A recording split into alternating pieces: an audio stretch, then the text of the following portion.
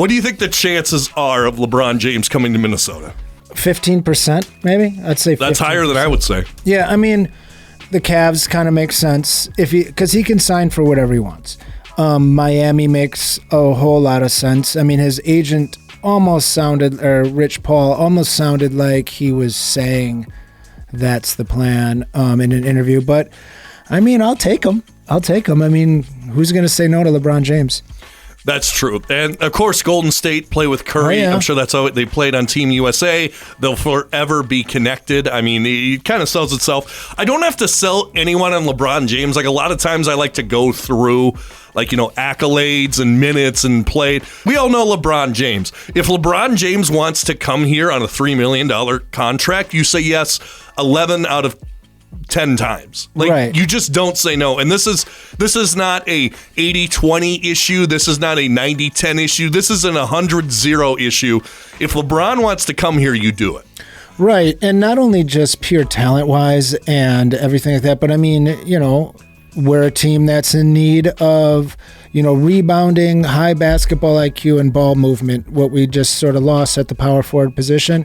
Boom. Here comes LeBron James. Like, we're a team with young energy that can spell maybe his legs and some of his ball handling needs. Boom, we're the team.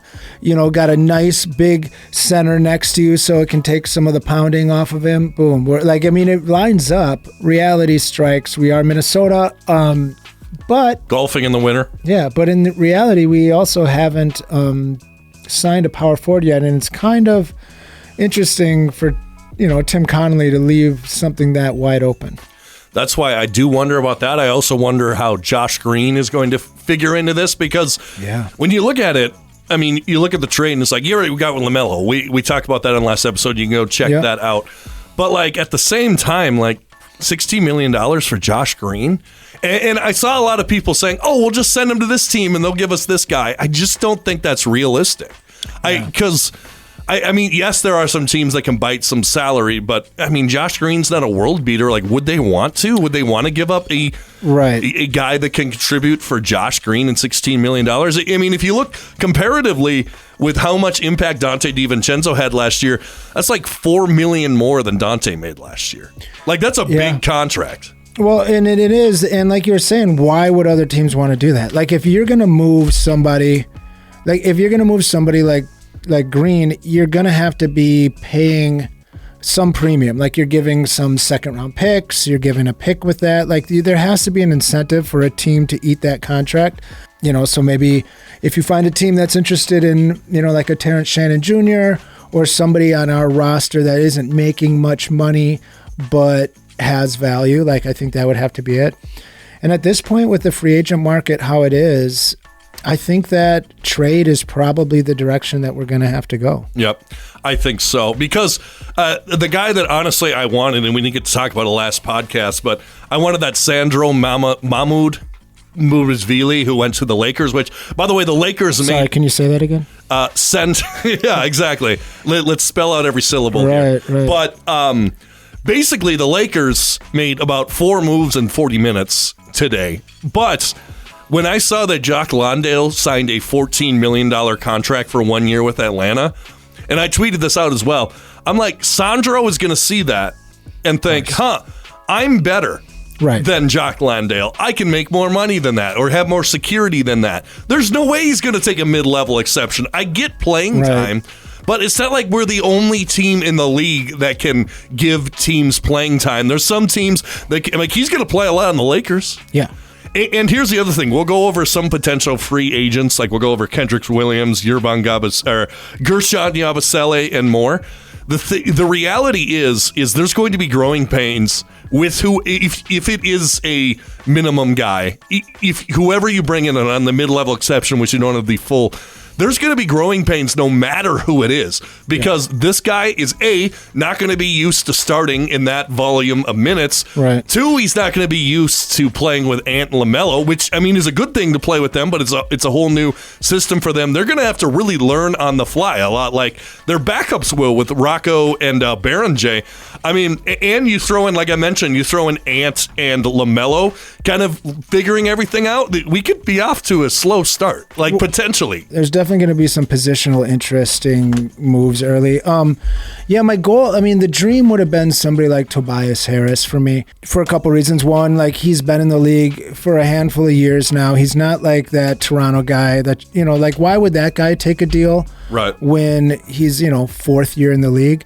Tobias Harris, on the other hand, has made over $330 million already in his career, and always kind of been, always a bridesmaid sort of player and on a team that's never made a big run. Mm-hmm. I could have seen him taking a $7 million deal because money's probably not as much of a thing as playing time on a great roster. The only player that's going to give you any impact at that price range is somebody who's cutting you a sweetheart deal.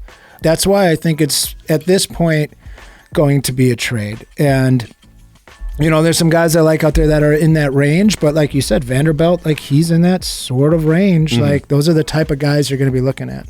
Hey guys, we'll get back to the power forward talk in just a second, but I just want to say thank you so much for helping us get to 600 subscribers. We are very close to getting it monetized, so if you are new, help us get to 700 subscribers by July 15th. We would love your support. We're a small two-man channel, and if you like our content, like, share, and subscribe, and let us know, who do you want to start at power forward for the Wolves next season? I will do my best to respond to all the comments that you guys leave. You can check us out on Spotify and Apple as well. We have longer form podcasts on there. Thanks so much for your support, and let's get back to it. Honestly, one of the guys that I wanted, it seems like we didn't have enough to get him at this point, but Santi Aldama went to the Mavericks, and people are saying PJ Washington, which that would be a good move. The question is, would they want Josh Green or they had him, they drafted him? Yeah, exactly. Or would they be willing to take a chance on a TSJ? I'd send TSJ out for him right now. I would be surprised if THJ isn't in any deal for that Green is involved in, if we're even moving Green, if we can, because and probably 2 or 3 seconds. I don't know what we have for future second round picks. Stuff has been so weird, but any of those type of lesser assets that could possibly sweeten the deal. Because again, why would somebody take a bench role player guy that's making real money? So let me just throw out a couple names if we are looking at a mid-level. I'll just go through them, and then you could say if any of them interest you. Yeah, so there's one, Rui Hachimura. I think that's a non-starter. He's actually been really good. He went for 44% from three last season, and he's a playoff riser as well. Over the last 2 playoffs, he shot 53% from three, and actually was really good against the Wolves 2 years ago, if you remember that. He was one of their best players. He made $18 million last year, and he's 28 years old. I don't think we're going to be able to get him unless it's like a sign-and-trade kind of scenario. All right, now more realistic guys. Kenrich Williams, past 3 seasons, 15.5 minutes, 47% from the field, 39% from three on low volume, 6'7", 210 pounds, so he would be he would be smaller than Jaden at the power forward position. Fell out of the rotation during the playoff run, made $7.3 million last year. I mean, maybe. And then the other guy, Gerson Yabusele, and then Marvin Bagley III. I mean, do any of those guys move the needle for you, interest you? If you had to choose any of those guys or a different guy, who would you want if it is the mid-level? Yeah, I'm not a big fan of Kenrich Williams. I just don't like him as a player, so I wouldn't want him on my team. Sure. So kind of like that. I mean, no, none of those guys, none of those guys are doing anything that excites me. I mean, Bagley's the only one that has upside, because even when he plays, he'll give you, 15 and 12 multiple nights in a row. He can put up numbers, but a guy that can be that productive consistently when he plays, that is moved around as much as he is, that's kind of some red flags. So yeah, I mean, any of those types of guys as a depth piece I think is interesting, but I would be surprised if we use that mid-level exception. I think it's going to be a trade. I don't see how Tim Connelly can realistically go to battle with Rocco and Johan as the only backup bigs. Do you think it maybe comes down to what team has a stockpile of power forwards? We thought it was maybe Memphis, and they just got rid of one, so maybe that's out. And then they sent one to the Mavericks. Does it just come down to pretty much who's going to take Josh Green? Okay, we'll take whatever power forward is available. Like, it might come down to that. I think so. I mean, I think that's going to be a lot of it. Like, it's not going to be easy to, like, let's say in 17, 18, 19 million dollar power forward, that's a guy that they're probably, most teams are counting on, playing for them. Like, there's some out there not so much, like Patrick Williams, for example. I'm sure we could get him from the Bulls because they kind of want to get off his money. But there's a reason they want to get off his money, So, I mean, the guy, you said Aldama, he's in that $17 million range. That's where, like, a trade could work. I really like, and he's sort of like LaMelo Ball in this stats, where I think people hate on him for reasons that aren't accurate, but I am a Kyle Kuzma guy. Like, he's playing for the Bucks, and they've just completely blew it up. The guy is 30 years old. Their team is definitely going on a younger route than that. He does need some shots. He does need a little activity, and they've got, multiple guards now that are going to be probably taking a lot of those shots. He is still one of their better players, but he's right around, I think, at that 17, or maybe, I don't know exactly what he's making right now. He's making $22 million. Okay. He's making $20 million next year. So that would be almost Terrence Shannon Jr. and Green exactly. This is a guy that's scored 20 points a game next to Bradley Beal, next to Porzingis, next to Poole. So, like, guys that are high volume scorers themselves, he's found a way to be effective next to those types of guys. He's that switchable defender where he's like a power forward, small forward kind of guy, sort of like Jaden's sort of like size, where they can mix and match, I think would be nice. A guy like that could make impact for us.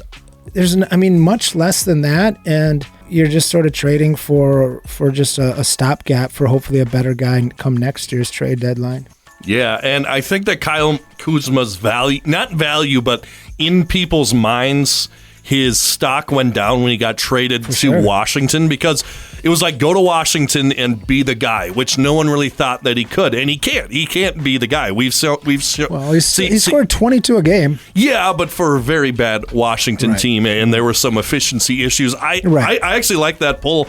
I think that in the right scenario, he could be pretty good. I mean, and he's a Midwest kid. Yeah. He's from Michigan, so like the cold isn't going to scare him. Decently durable. 69 games last year through all of the turmoil in Milwaukee. 65 the year before that. 70 the year before that. 64 before that. If you look at it, he's played 60 or more games his entire career for every team that he's played for. I think that people's hesitation is, I don't know, maybe they see Kyle Kuzma. It's not like, I don't know, the biggest character guy, or, with LaMelo as well. Maybe that would be a bad combination. But, I mean, when you come down to it, like, if you, at the start of the offseason, Kyle Kuzma wouldn't be my number one choice of anyone in the league. But sure, a stopgap for Kyle Kuzma, a guy. Expiring contract. Yeah, and here's the other thing. We have to be prepared if we do go with like a Kenrich Williams or a Yabusele. Unlike past years, we're going to get really no offensive creation one-on-one from our low post. It'll be all guard play. Yeah, it would be all guard play. And Rudy is obviously going to score, on lobs, which he will with LaMelo. Right. But like Kenrich Williams isn't going to break you down like Randall did and hit like a fadeaway shot. It's not going to happen. It's going to be all guard play. It's going to be a lot of 3-4 outs. So, wonder if like Bobby Portis. I was just thinking about guys. He just went down to Miami. He's making $14 million a year. Like, I wonder if he's part of their picture or not. Like, that would be another guy that he's a stopgap. But right. Yeah, I mean, the thing is the guys that we're looking to get, they're going to have flaws. Everyone unless it's LeBron James taking a great deal to play with, the future, like, he loves Anthony Edwards. If that happens, yeah, of course. But, like, other than that, these guys are going to be highly flawed. To me, the LeBron James thing is a get-out-of-jail-free card. Oh, yeah. Like, it's the ultimate get-out-of-jail-free card where, hey, you just made a huge trade for LaMelo and gave Ayo a big contract in today's CBA. Well, here's LeBron James for basically free. Right, covering up that mistake. Yeah, so it's interesting. I don't think it'll happen. Don't get me wrong, guys. I know I'm saying that I don't think the LeBron thing is going to happen, but I will be the happiest person in the world 100. if LeBron James is a Timberwolf in the next couple days because, and I know I've said this on the show before, LeBron James is my GOAT. Yeah. Like, he is the guy that I have probably watched, on other than Wolves games, the most basketball of in my entire life. I would always go down when he would play. I would buy a ticket. Yep. I just watched his entire run. I was always rooting for him against the Warriors. Game 7 of that 16 NBA Finals is one of my favorite games of all time. Right. And, it was easier then to be my favorite games of all time because the Wolves weren't really having relevant games, but... And this isn't like a Giannis thing where it's like a huge risk either. Right. Like, and he's a team player. He would fit in well.